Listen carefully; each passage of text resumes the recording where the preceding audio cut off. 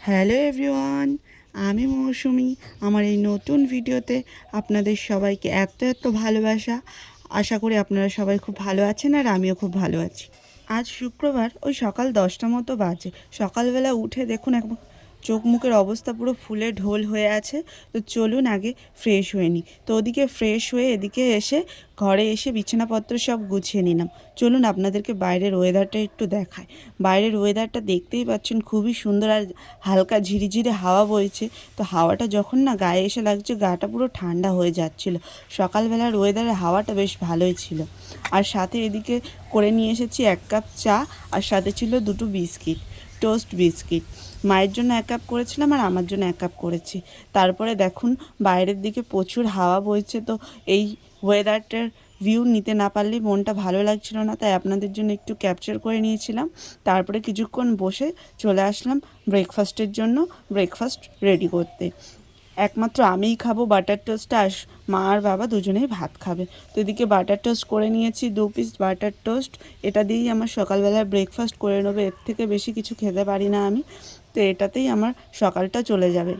তারপরে এদিকে এসে দেখি মা তো শুরু করে দিয়েছে রান্না। আর রান্না বলতে এখানে তৈরি করছে পিঠে। শীতকালের মতো এখন যদি পিঠে পাওয়া যায় কতই না ভালো লাগে বলুন তো দেখি। তো সেই পিঠে করা দেখে আমার তো মনে খুশির আর শেষ নেই, খুবই ভালো লাগছে দেখতে। তো তারপরে এদিকে একটা আমার জন্য নিয়ে আমি চলে আসলাম সাইডে। এসেই দিয়ে দিয়েছি কামড়। আর কি যে গরম ছিল কি বলবো, গালে তো একটু গরম লাগছিল আর খেতে বেশ ভালোও লাগছিল, বেশ একটু ভালো হয়েছিল। তার মধ্যে একটু মিষ্টিটা কম হয়ে গেছিলো, তাই মাকে আমি আবার বলছিলাম যে একটু মিষ্টি দাও, এটাতে মিষ্টি কম হয়ে গেছে। তারপর এদিকে স্নান টান সব কমপ্লিট করে চলে এসেছি।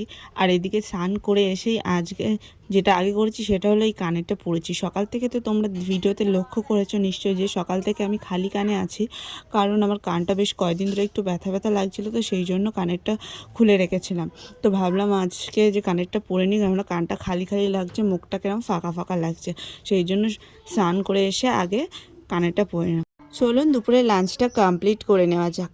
কী আর বলবো আপনাদেরকে, দুপুরের লাঞ্চের ভিডিওটা করেছিলাম, কিন্তু কী জানি কী হয়েছে, আমার ফোনের গ্যালারিতে ভিডিওগুলো আসেনি। তো যাই হোক, একরাশ মন খারাপ নিয়ে তো ভিডিওটা এডিট করতে বসেছি। দুপুরে লাঞ্চের মেনু ছিল চাল কুমড়োর খোসা দিয়ে আলু ভাজা, আর চাল কুমড়োর একটু তরকারি, আর পটল আলু তরকারি করেছিল নিরামিষ। তো তারপরে টানা একটা ঘুম দিয়ে বিকালবেলা উঠে, বিকালবেলা না সন্ধ্যা হয়ে গিয়েছিল, তো সন্ধ্যাবেলাতে উঠেছি। তো মা এখানে একটু লেবু কেটে দিয়েছিল, তো সেই লেবুটাই খাচ্ছিলাম আর সামনে একটু টিভিও দেখছিলাম। বাঙালিরা বস একটু সন্ধ্যাবেলা হলে টিভি ছাড়া তো চলতেই পারে না। তো যাই হোক, টিভি দেখছিলাম আর লেবুটা খাচ্ছিলাম। তো লেবুটার ভিতরে প্রচুর দানা ছিল, তো মা দানাগুলো যেহেতু বেছে দেয়নি, তো খাওয়ার সময় দানাগুলো বেছে নিতে হচ্ছিল আর একটু অসুবিধাও হচ্ছিল। আমি কাটলে না পরে না দানাগুলো একেবারেই ছাড়িয়ে নিই, নাহলে পরে খেতে না অসুবিধা হয়। খাওয়ার সময় দানা বাছা খুবই একটা ঝামেলার বিষয় যেন হয়ে দাঁড়ায়। তারপর এদিকে চলে আসলো আবার চা বিস্কিট। আমি তো একটু লিকার চা খাই, কেননা দুধ চা খেলে আমার প্রচুর গ্যাসের সমস্যা হয়, তো সেই জন্য লিকার চাটাই সবসময় খাই আমি। খাই বলতে এই কয়েকদিনই বেশি করে খাচ্ছি আর কি। আগে আমি দুধ চা খেতাম, এখন লিকার চাটাই খাই। তো সেই জন্য মা লিকার চাটাই সন্ধ্যাবেলা করে দিয়েছে, তো বিস্কিট দিয়ে সেই লিকার চাটাই খাচ্ছিলাম। আর জানো তো, এই ইউটিউবে আসার না আমার একটা মস্ত বড় কারণ আছে।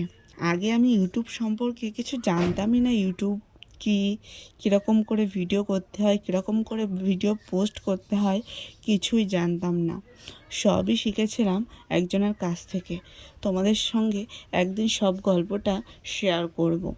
তো এখন চাটা খেয়ে নিলাম, তো তারপরে এদিকে রাতের ডিনার কমপ্লিট করে এদিকে চলে এসেছি কতগুলো ওষুধ নিয়ে। তো এই ওষুধগুলো এখন আমাকে খেতে হবে। তো চলো ওষুধগুলো খেয়ে নিই। আর আজকের ভিডিওটা আমি এখানেই শেষ করছি। ভালো লাগলে অবশ্যই পাশে থাকবেন এবং আমাকে অনেক অনেক সাপোর্ট করবেন। তো চলুন, টাটা বাই বাই, দেখা হচ্ছে নেক্সট ভিডিও।